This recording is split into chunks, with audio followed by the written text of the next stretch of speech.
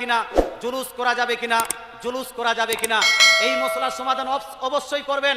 জুলুস অর্থাৎ আমরা নবীজি সাল্লাল্লাহু আলাইহি ওয়াসাল্লামের আপনার 12ই রবিউল আউয়াল শরীফে নবীজির আগমন দিবসে 12ই রবিউল আউয়াল শরীফে জুলুস করে ইয়া রাসূলুল্লাহ স্লোগান দিতে দিতে এই যে আমরা আপনাদের রাউন্ড মারছি আর আমিনপুর আঞ্জুমান আহলে সুন্নাতুল জামাতে গিয়ে একত্রিত হয়ে ফাতিহা পড়ছি, এটা কি জায়েজ না না জায়েজ বলবো ভাই? 8 টাকা চাইবো না কেন? আপনারা হানা করতে ভয় করছেন যে হুজুর হানা করলে কাল টাকা চাইবে। বলবো কি বলবো না? যারা যারা বলছেন বলুন, একটু হাত তুলে বলুন তো ইয়া রাসূলুল্লাহ। শুনুন, আপনাকে বলতে চাই, বর্তমান মাস্টার, ডাক্তার, নায়ক, খলনায়ক, মৌলভী, মুন্সি, মুফতিরা জুলুস খুঁজে পায় না। যারা খুঁজে পায় না তাকে ধরে আমার কাছে নিয়ে আসবেন। বা আমি গত বছর বলেছিলাম আমিনপুরের মাঠে যে তুমি ওই মৌলভীকে যে বেদাত বলছে, নাজায়েজ বলছে, হারাম বলছে, ওকে আমাকে আমার কাছে ধরে নিয়ে আসো। যে ধরে নিয়ে আসবে তাকে আমি 10,000 টাকা পুরস্কার দিব। ধরে নিয়ে আসো, আমার কাছে এসে বলুক এটা বেদাত কাজ, আমার কাছে এসে বলুক এটা হারাম কাজ, তাহলে মানবো বাপের বেটা। জাহিলদের সঙ্গে এটা বেদাত ওটা বেদাত করা অনেক সহজ, কিন্তু কোন শিক্ষিত মানুষের কাছে বেদাত বলতে তোমাকে সময় লাগবে মুসলমান। অবশ্যই শুনুন, নবীজি সাল্লাল্লাহু আলাইহি ওয়াসাল্লামের আগমন দিবসের খুশিতে 12ই রবিউল আউয়াল শরীফে সর্বপ্রথম জুলুস মানিয়েছেন এবং সর্বপ্রথম জুলুসের নারা ইয়া রাসূলুল্লাহ দিয়েছিলেন সাহাবায়ে কেরাম। জোরে বলেন সুবহানাল্লাহ। কে দিয়েছিলেন বাপ? সাহাবায়ে কেরাম। এই জোরদার নারা লাগান তো, আল্লাহু আকবার, ইয়া রাসূলুল্লাহ, ইয়া আলী। এ ভাই যারা জোশে নারা দিচ্ছে কিন্তু এর নারাটা বুঝাই যাচ্ছে না। হ্যাঁ, জোরদার করে লাগাতে হবে, দাঁড়িয়ে একদম জোরদার নারা।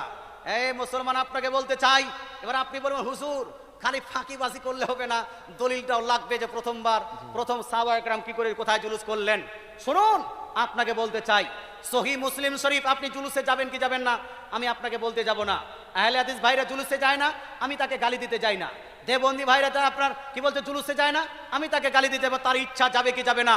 কিন্তু যেই ছেলেরা জুলুসে যাচ্ছে টুপি পরে, পাঞ্জাবি পরে, ইয়া রাসূলুল্লাহ স্লোগান দিতে দিতে ইসলামিক নিয়ম নীতিকে ফলো করে, হে মুসলমান, সেই ব্যক্তিদেরকে বেদাত, নাজায়েজ, হারাম বলা যাবে না, কারণ এটা হলো সাবিতে সুন্নত।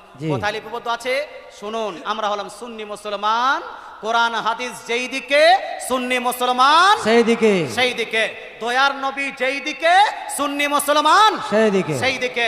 আসুন, এই হাদিস কানে লিপিবদ্ধ আছে সহিহ মুসলিম শরীফ জিল নাম্বার 2, সৌদি আরব থেকে যে সহিহ মুসলিমটি ছাপানো হয়েছে, ওই সহিহ মুসলিম শরীফ জিল নাম্বার 2 সৌদি আরবে ছাপানো সহিহ মুসলিমের ইন্টারন্যাশনাল রেফারেন্স অনুযায়ী হাদিস নাম্বার 7707।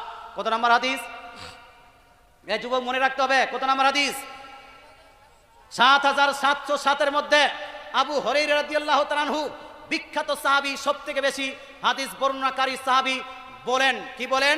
12ই রবিউল আউয়াল শরীফের সময় ছিল, অর্থাৎ তারিখটা ছিল 12ই রবিউল আউয়াল, নবীজির আগমন দিবস।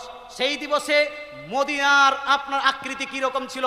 তিনি বলছেন ফাসাইদার রিজালু ওয়ান নিসাউ ফাওকাল বুয়ুত ওয়া তাফাররাকাল গিলমানু ওয়াল খাদামু ফিত তুরুক ইউনাদুনা ইয়া মুহাম্মাদু ইয়া রাসূলুল্লাহ, ইয়া মুহাম্মাদু ইয়া রাসূলুল্লাহ। অর্থাৎ হযরত আবু হুরায়রা বলেন 12ই রবিউল আউয়াল শরীফে নবীজির আগমন দিবসে মদিনা শরীফে দেখা গেল, মদিনা শরীফের যেই আপনার বয়স্ক মহিলারা এবং বয়স্ক বাবাজিরা আছে, তারা ছাদে চেপে গেল, বাড়ির ছাদে চেপে গেল। আর যতগুলো যুবক আছে, যতগুলো গোলাম আছে, যুবক বৃন্দ আর গোলাম, তখন অনেকগুলো গোলাম ছিল বা যুবক বৃন্দ এবং গোলামেরা আপনার কি করলো? এই যুবক এবং গোলামেরা লিপিবদ্ধ আছে ফাসাইদা রিজাল ওয়ান নিসাউ ফাওকাল বুয়ুত ওয়া তাফাররাকাল গিলমান ওয়াল খাদামু ফিত তুরুক।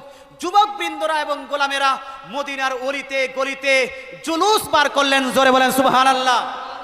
মিছিল বার করলেন, মিছিল বার করছিলেন। মিছিল খালি এমনিতে নয়, সিম্পলি নয়, ইউনাদুনা, নাদা ইউনাদি মানে হলো স্লোগান দেওয়া, ইউনাদুনা হলো বহুবচন, ইউনাদুনা তারা স্লোগান দিচ্ছিলেন মিছিল চলাকালীন, ইয়া রাসূলুল্লাহ, ইয়া রাসূলুল্লাহ, ইয়া হাবিবাল্লাহ। জোরে বলেন সুবহানাল্লাহ। তো মদিনার অলিতে গলিতে সাহাবায়ে কেরামের যুগে জুলুস হয়েছে কি হয়নি ভাই? হয়েছে কি হয়নি? মিছিল হয়েছে কি হয়নি? 12ই রবিউল আউয়াল শরীফে সর্বপ্রথম সাহাবায়ে কেরাম জুলুস করেছেন। আজকে আহলে সুন্নাতুল জামাত সাহাবাদের অনুসারী, নবীদের অনুসারী যদি জুলুস করে সেটাকে বেদাত বলা যাবে না, না, সেটা সুন্নত হবে। সুন্নত হবে। সুন্নতকে বেদাত বলাই হলো বেদাত কাজ। যারা জি। এই জুলুস করবে তারা হলো সুন্নতি আহলে সুন্নাত, আর যারা এই জুলুসকে গালি দিবে তারাই হলো আসল বেদাতি। বেদাতি। এই বেদাতি থেকে দূরে থাকার চেষ্টা করবেন। এই বলে